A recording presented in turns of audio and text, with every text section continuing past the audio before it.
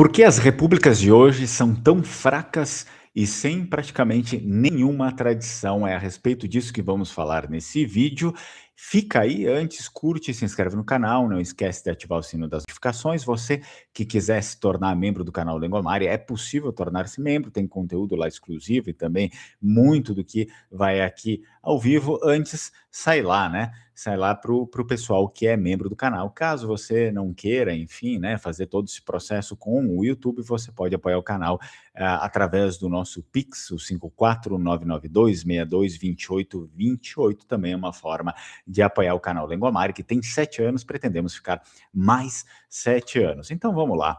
Essa aqui é uma das questões que pega bastante, né? A gente fica pensando, principalmente quem gosta bastante de história, ver tudo o que aconteceu lá atrás e por que hoje todo mundo é tão fraco, é tão medíocre, não se faz mais porcaria nenhuma, só se obedece órgãos supranacionais que dizem para você ficar quietinho, caladinho, fazendo a sua bobagemzinha. Então, o sucesso, quando a gente for ver lá da República de Veneza, ele residia em um sistema que equilibrava 3 formas de governo, evitando que uma se tornasse tirânica. É por isso que era um sistema tão complexo. Ele tinha 3 formas de governo para evitar justamente a tirania. Quais eram essas 3 formas de governo? Começamos com a primeira, a monarquia, representada pelo Doge, o Duque, né? Mas ele era um monarca com poderes limitados. Porque depois, em segundo lugar, nós tínhamos a aristocracia, que era o Senado e o Grande Conselho, né? Onde a elite tomava as decisões. E depois, por último, a democracia, que era simbolizada pela harmonia social e pelo fato de que o Estado servia ao bem comum, o lucro e a segurança de todos. Então, isso passa para um segundo ponto. Por que a República de Veneza durou tanto? Bom, justamente por conta dessa base, mas tem mais coisas ali. O que tornava a República de Veneza superior nesse sentido, né, em termos de estabilidade, era o seu sistema de desconfiança institucional. Já falamos aí no último vídeo, na última live que eu fiz sobre maçonaria, né? Porque os vênetos repudiam a maçonaria, repudiam tanto a maçonaria, você pode assistir, né, o vídeo. Então, fazia parte isso, né, essa tradição da desconfiança institucional, desconfiança a coisas secretas, a sociedades secretas. Então, o Estado Vêneto sempre lutava contra isso, né, para acabar com isso, para punir pessoas que tivessem essa intenção de se reunir no secreto e tomar coisas do poder para si. Bom, em primeiro lugar, a desconfiança institucional. O que isso significa? O combate ao culto à personalidade, em primeiro lugar. Os vênetos detestavam a ideia de um ditador, né? O processo de eleição do Doge era tão absurdamente complexo, envolvendo múltiplos sorteios e votações intercaladas, que era impossível prever ou comprar o resultado. Era impossível. Então, a elite também, né, a elite de serviço, ser nobre na República de Veneza não era apenas um privilégio, era um fardo, de fato, né, eles obrigavam a servir, eram obrigados a servir em cargos administrativos, muitas vezes pagando do próprio bolso, sob o risco de multas pesadas. Então, depois nós vamos ter a justiça rápida e secreta. O Conselho dos 10 funcionava como um serviço de inteligência, os serviços de inteligência que nós temos hoje. Se alguém ameaçasse a segurança do Estado ou tentasse subverter as leis, era julgado em segredo e executado rapidamente. Então é por isso que não se perpetuavam, por exemplo, sociedades secretas naquela época, porque essas pessoas seriam executadas. Isso, então, impedia a formação de facções políticas que hoje travam bastante os governos atuais, essas facções políticas. E depois nós vamos ter o caso da identidade comercial. Diferente das repúblicas ideológicas de hoje, a República de Veneza era uma cidade empresa.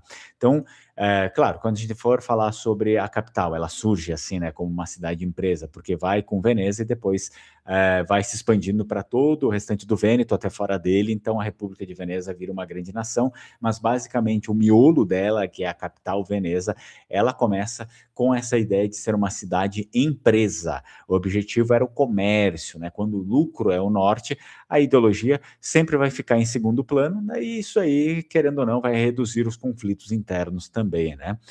Bom, vamos lá. Por que então as repúblicas de hoje parecem mais fracas do que, por exemplo, a República de Veneza ou outros reinos que existiam, né? Muitos historiadores e filósofos políticos apontam que a fragilidade moderna advém de três problemas que a República de Veneza conseguiu neutralizar. O primeiro deles, o curto-prazismo. Em uma democracia moderna, a gente sabe bem isso no Brasil, os governantes planejam apenas para os próximos 4 anos.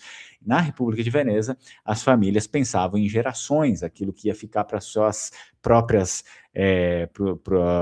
para sua descendência, né? Então, o Estado era um patrimônio eterno a ser preservado, na verdade. Então, a captura por facções é o que bastante flagela as repúblicas atuais. Nas repúblicas de hoje, partidos políticos frequentemente colocam o interesse do grupo acima dos interesses da nação, e a República de Veneza punia severamente o faccionalismo.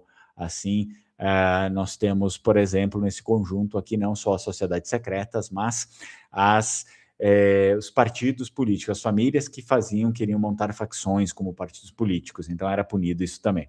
O Grande Conselho era desenhado para que ninguém pudesse formar um bloco de poder permanente. E por último, em terceiro lugar, a ilusão da igualdade. A república moderna de hoje, ela promete igualdade total, o que gera, assim, frustração e certamente ressentimento social quando não é atingida, e geralmente não é atingida, né? A República de Veneza assumia abertamente a hierarquia, mas oferecia em troca proteção e prosperidade econômica para as classes baixas, evitando revoltas populares.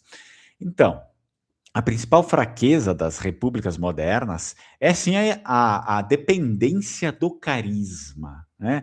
Então, como o poder vem do voto popular, políticos são incentivados a serem populistas e divisivos, né, para ganhar eleições desse modo. Na República de Veneza, o sistema foi feito para anular o carisma, o populismo e priorizar a burocracia técnica e a lealdade institucional. A República de Veneza não vai cair por fraqueza interna, mas porque o eixo do comércio mundial mudou em primeiro lugar, né? Porque o eixo mundial ele muda para o Atlântico. Ele sai do Mediterrâneo, ele vai para o Atlântico, lá com Espanha, com Portugal e finalmente, é claro, pela invasão de Napoleão Bonaparte. Então, quando Napoleão invade, ele invade num momento propício para ele invadir, né? Que a República estava revendo o seu comércio, revendo o que fazer, visto que Portugal e Espanha tinham encontrado, né, o ouro moderno daquela época ali. Então foi um período de transição econômica que a República de Veneza estava tentando ver o que vai fazer a partir daquele momento. Napoleão invade nesse período aí. Até o seu último dia, as suas instituições, as instituições vênetas, funcionavam exatamente como no início, sem nenhuma alteração. Então, a República de Veneza não era, assim, apenas um sistema político, era uma expressão da identidade vêneta. O governante e a elite compartilhavam a mesma língua, a mesma religião, no caso aqui o catolicismo, né, sob o padroeiro São Marcos, e o mesmo destino biológico e cultural que o povo, se a República de Veneza afundasse nessas circunstâncias, todos afundariam juntos, né? Por isso que ela foi invadida, ela terminou por causa de uma invasão, ela não iria afundar sozinha, tá? As repúblicas modernas, influenciadas assim pelo iluminismo, quando a gente sabe, né, o iluminismo radical e pelo liberalismo econômico, passaram a ver o país não como uma família de famílias, mas como um contrato jurídico. Até para casar hoje é um contrato jurídico, né? Você precisa ter um contrato. Então, o cidadão deixou de ser um membro de uma comunidade histórica para se tornar um consumidor de serviços estatais. Ele é consumidor de serviços. Quando o Estado é visto apenas como um gestor de recursos, ele vai perder certamente o compromisso moral com a preservação das tradições e da linhagem do seu próprio povo. O povo, para ele, vira só uma massa ali que ele vai cobrar imposto. Pronto, né? Então, a República de Veneza era particularista, eles se importavam, sim, em ser vênetos, né, em manter os costumes vênetos e em proteger o próprio sangue. Eles não tentavam salvar, digamos, o mundo ou seguir regras universais que prejudicassem a sua própria existência. As repúblicas de hoje são frequentemente guiadas por ideologias universalistas que não servem ao povo, mas servem a uma ideologia universal, né? Elas priorizam conceitos abstratos como direitos globais, mercados abertos, normas internacionais, em detrimento das necessidades específicas e reais da sua própria população. A gente vê, por exemplo, muitas pessoas, poxa, é só caminhar na rua, né? Sair do ar-condicionado, geralmente eu costumo dizer, né? Muitas pessoas engravatadas ficam só no ar-condicionado e não vão para a rua. Se você vai para a rua, entra num bar, conversa com as pessoas, vai no mercado ali, você vê as pessoas reclamando do quê? Ah, o tal político, nosso presidente, foi lá para não sei o que do clima, mas tem gente aqui morrendo, não tem saneamento básico ali, tem pessoa morrendo de diarreia, então, basicamente essa é a tradução popular do que eu estou dizendo aqui, tá? As pessoas enxergam isso, são pessoas que, sistemas que se preocupam com universalismos vazios, que são inatingíveis, e deixam a população à deriva. E é por isso que existe tanta revolta, e é por isso que também é tão fácil os governos de hoje caírem com uma invasão de fora. Porque normalmente, se um país invasor chegar no seu país para te invadir, hoje em dia, comumente, hoje em dia, esse invasor vai ganhar o respaldo da população local, que é justamente a derrocada da nação que, por exemplo, Maquiavel fala, né? Lá, Maquiavel fala no seu livro que o príncipe ele perde totalmente o controle da sua nação quando o povo não o apoia. E hoje as repúblicas de hoje são isso, são isso. Se vier alguém de fora com uma proposta melhor para derrubar o seu governo, a população inteira, praticamente, não inteira, né, mas grande parte da população vai apoiar, porque já não se identifica mais no seu governo universalista, né? Então isso gera a sensação de que o governo se importa mais com a opinião de organismos internacionais, e de fato ele se importa mais, do que com o trabalhador, né, que mantém as tradições locais vivas e paga o imposto, né, e que alimenta aquele político lá. Bom, na República de Veneza, né, a tradição era o freio que impediu o caos, o doge era cercado, sim, de rituais milenares que o lembravam constantemente do seu dever para com os seus antepassados, né, e principalmente a importância do respeito à sua própria família. Nas repúblicas modernas, a ideologia substituiu a tradição. As tradições hoje, nas repúblicas nossas, vocês podem ver, eu não estou contando novidade, tá? Mas a tradição hoje em dia para as nossas repúblicas são vistas como obstáculos ao progresso, preconceitos que vêm do passado, que vocês não querem esquecer, né, coisa de velho. Ao destruir essas tradições, o Estado fragmenta a identidade do povo. Um povo sem identidade, sem conexão com a sua raça, digamos assim, no sentido de ancestralidade, pertencimento, e sem raízes culturais é muito mais fácil, óbvio, né, de ser governado e manipulado pelo consumo e pelo medo, pois ele não possui mais uma base sólida para resistir às mudanças impostas de cima para baixo, porque todas essas mudanças, principalmente de hoje, universalistas, elas são totalmente impostas de cima para baixo e nem do nosso governo, elas vêm de outros governos, né, de outras pessoas que muitas nem sequer nunca conversaram às vezes com um brasileiro, né? Bom, a superioridade da elite vêneta residia então no fato de que sua riqueza estava ligada à terra e ao mar da sua pátria, o comércio. O mar representava o comércio, né?